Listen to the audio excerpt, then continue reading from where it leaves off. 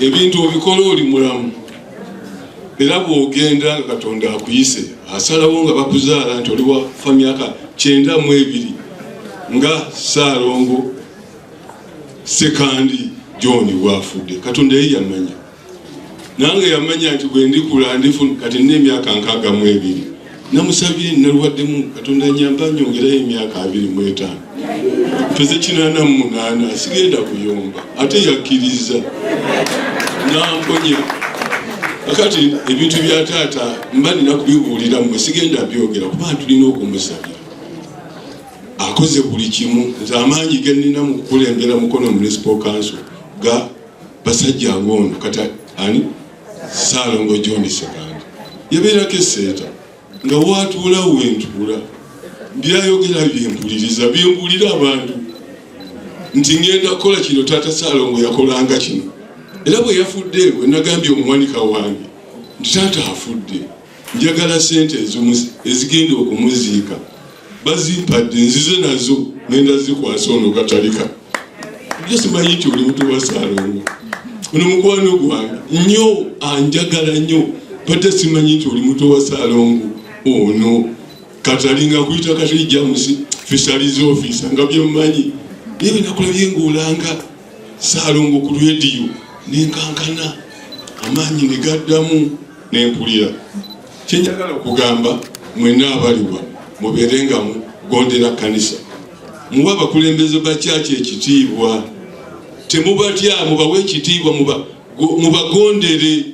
Bw'owulira nti alina ensobi gy'akoze ng'ekunyiriza mulumbe, musumba gwo wankoze kino akiwulire, atajja kugamba olimba gwo wabadde omubi Erisa Mukasa okitereeza otambule bulungi.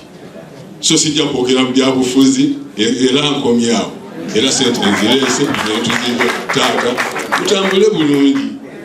Nze sigenda kuziika kubanga ndi mulwadde, ndya ssaawa 7 mukimanyi nafuna kasukaali bwesiirye nja kulwala ate abasaba genda okole olye ssaawa 7 tosusa 8 sijja kuvayo saa 10. Nakati naye nasabye mukwano gwange Bisupu wa Mukono Kagodo ajja nsabire ng'ennaku z'omwezi 10 ku busumba bw'esseeta essaawa 4 bansabire obulwadde obwawonye. Nawuzezza emyaka 62 ngende mu maaso nga mpeereza abantu baffe. N'obugambo obwo munkoze bulungi. Nebaza abakyala b'endaba abali wano abalabirira abaana nga maama bwe yandabirira. Mbalaba mutaata bali wano ssebo omusumba Hagoye bazaala abaana 2 nina atafa ku baana abo nga musajja mukulu nga bundaba. Kakati nze nazaala abaana 6 bonna bamaze okusoma mubamanyi batambula bulungi sina kimangibwa nnyo. Twebaza Katonda byonna Ssaalongo byakoze. Mukama yamanya nti alifa 92 nemunyiza abasajja kyala mmwe oli asinga ono ali 94 oba 6 ulalimu gaba n'embewunya Mukama abaagala. Mukama Katonda bakukatali neyanzizanyo ngenda kulaba nkuwe ssente zebampadde mu buwandiike ate naye wamkoze bulungi yampadde ebbaluwa embikira. Taata Ssekiboobo nkulabye mu biwuka nakulabye ngozi okusabira taata nenkwanjula era nga 2 mwe banyabo ne baseba ate nakula kaadi ey'omupiira gw'Ennambooli.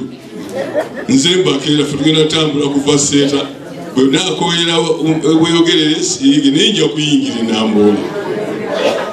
Twavuddeyo bwekula natuula n'ono ne Ssekiboobo enkuba ng'etukuba konzi oba etukube tufiire mu kisaawe tulina okuwangula omupiira guno. Nagamba tutwala ku kikopo myaka 25 twedde ba Ssekiboobo bonna kati ne Kondo Vincent Matovu kituleme kale mujje tatakano tusabire tugende tuleete ekikopo ekyo kulwa Ssaabasajja Kabaka. Ekiseera kino bwe bakugamba nti jangu oyogereko eri abantu,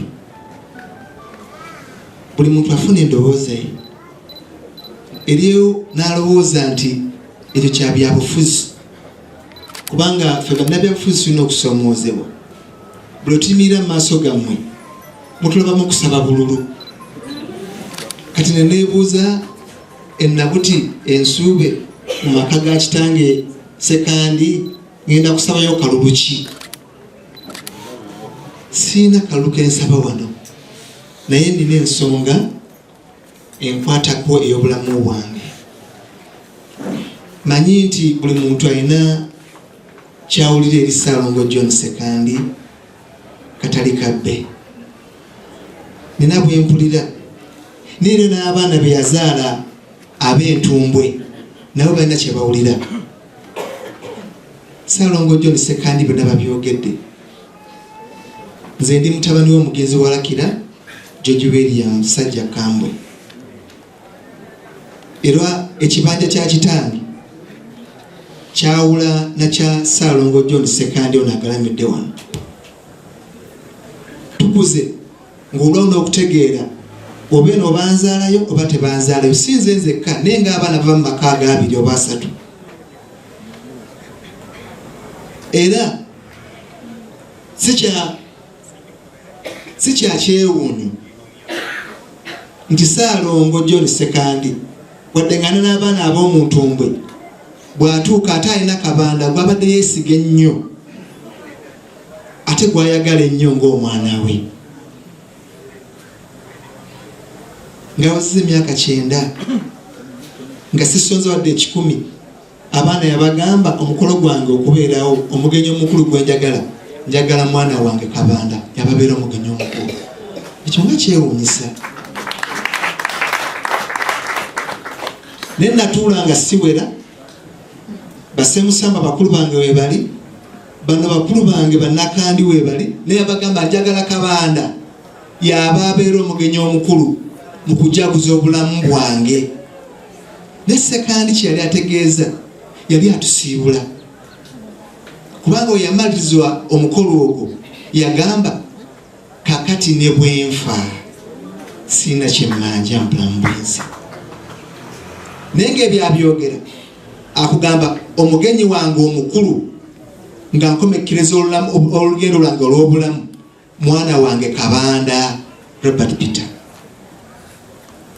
Muganda yatera kukisiinyako nti omwana omulungi awaka yakomba ekibya ky'abakadde be. Abaana twese bulungi mu maaso g'abazadde baffe mu bulamu ate ne baba nga bavuddewo. Ekigambo ekyo kyayongera okunsembeza ennyo eri obulamu bwa taata. Era taata alina ebintu byambuulidde mu bulamu bw'ensi eno naye nga si byaffe ffenna, naye nga bitusaanidde okuteeka mu nkola.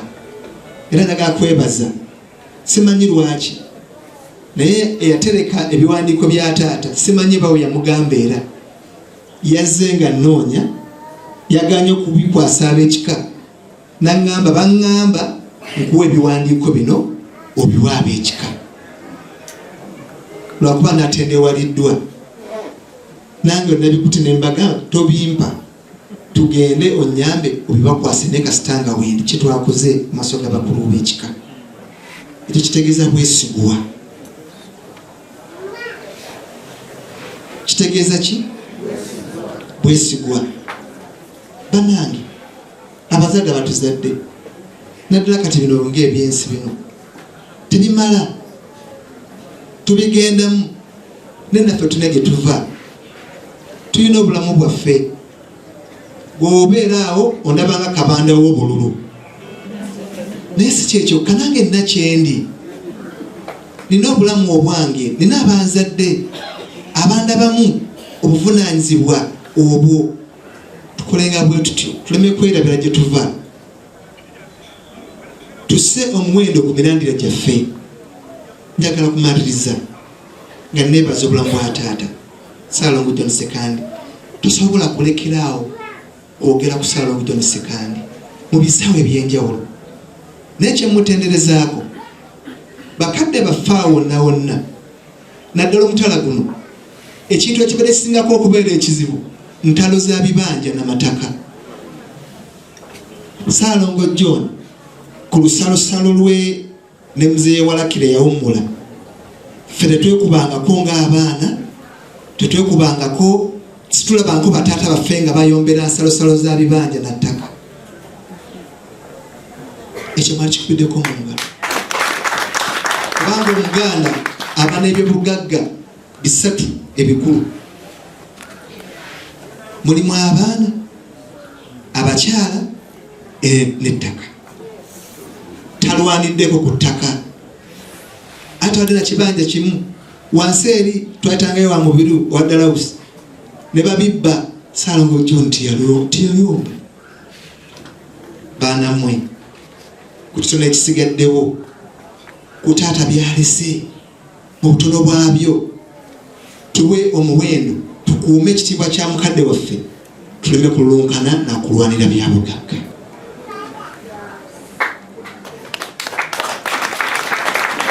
Abamba baffe abaliwo tubawe emirembe egyo taata gyaleseewo. Are you a couple, family or group looking for a cool, serene atmosphere at the adequate venue for a day out for the best in entertainment and leisure? Kelly's Travelers Inn is here for you. Kelly's Travelers Inn is located at Ababiri in Nama Sub-County, Mukono District, 3 miles from the heart of Mukono along Mukono-Kayunga Road.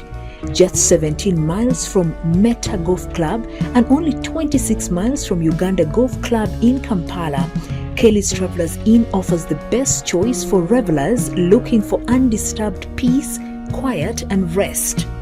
Get the rare opportunity to taste the feel of Uganda's traditional dishes, Orient, European and other delicacies prepared by the best chefs. Our accommodation rates are among the best in town and designed to suit our clients' pace with the prime objective of attraction for a second visit. We accept online bookings for accommodation, specially organized meals conforming to your choice of dishes, parties including birthdays, weddings, get-togethers, graduation and others. Don't hesitate to come and try our history-making hospitality, bed and breakfast, dinner, DSTV and free Wi-Fi, single and twin rooms meeting your preference. Kelly's Travelers Inn has a specially designed format to offer you a hideout in the city sensation and at the same time giving you comfort that ensures privacy away from the hustle and bustle of town.